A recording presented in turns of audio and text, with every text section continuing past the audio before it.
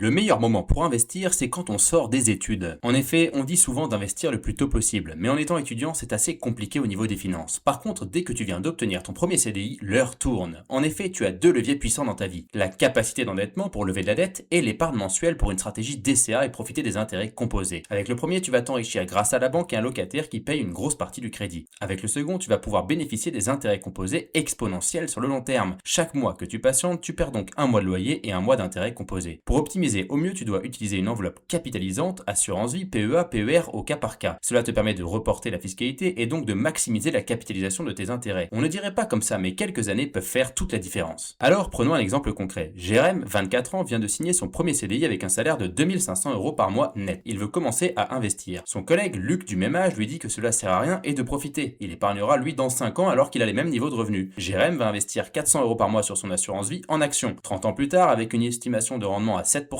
Jérém aura 453 412 €, alors que Luc, de son côté, qui a commencé 5 ans après avoir profité, il a un capital de 303 000 €. Au final, un écart de 150 000 €, alors que Jérém a seulement investi 4 000 x 12 x 5, soit 24 000 € de plus que Luc. C'est là la magie des intérêts composés. Ils sont exponentiels avec le temps et dépassent le capital. Attention, tout investissement comporte un risque de perte en capital et le but reste de profiter tout en investissant. Et j'ai une grande nouvelle pour toi. Si tout ça t'intéresse et que tu veux comprendre comment utiliser les différents leviers pour gérer ton patrimoine, on a écrit le livre Construis ton patrimoine. Le lien est dans la bio.